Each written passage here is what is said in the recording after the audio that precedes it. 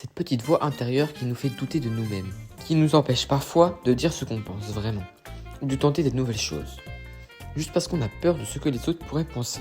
Pourquoi cette peur est-elle si puissante? Pourquoi nous fait-elle autant souffrir?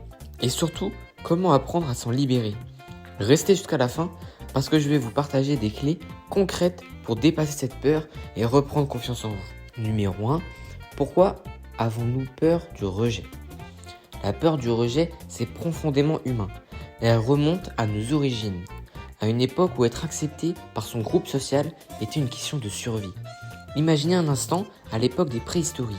Si vous étiez rejeté par votre tribu, cela signifiait presque une condamnation à mort. Pas de nourriture, pas de protection, pas de soutien.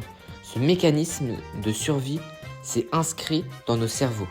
Aujourd'hui, bien sûr, on ne dépend plus de notre tribu, entre guillemets, pour survivre. Mais notre cerveau fonctionne toujours comme si c'était le cas. Quand quelqu'un nous critique, nous rejette ou nous ignore, notre système de survie s'active. C'est pour ça qu'on ressent la honte, de l'anxiété ou même de la panique. Selon des neurosciences, être rejeté active les mêmes zones du cerveau que la douleur physique. Oui, vous avez bien entendu, le rejet fait littéralement mal. Numéro 2. Les formes courantes du peur de rejet. Mais alors, à quoi ressemble cette peur dans notre quotidien? Elle peut prendre tellement de formes différentes, et souvent, on ne se rend même pas compte qu'elle est là. Vous avez déjà accepté quelque chose que vous ne vouliez pas faire, juste pour éviter de décevoir quelqu'un? Voilà, c'est la peur du rejet.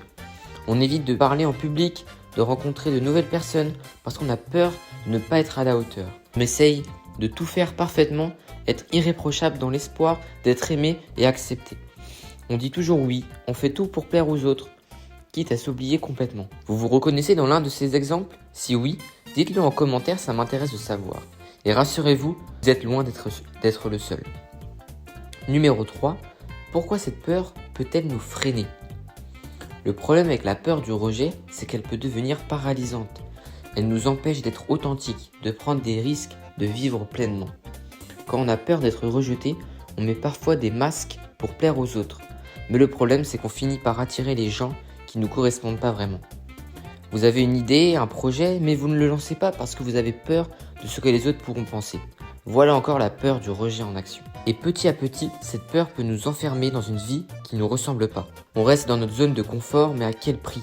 Et c'est pour ça qu'il est crucial d'apprendre à dépasser cette peur. Numéro 4, comment surmonter la peur du rejet? Ok, maintenant que vous comprenez mieux cette peur, voici les étapes concrètes pour la surmonter. Numéro 1, changez de perspective sur le rejet. Le rejet ne définit pas votre valeur. Si quelqu'un vous rejette, cela parle souvent plus de ses attentes ou de ses propres insécurités que de vous.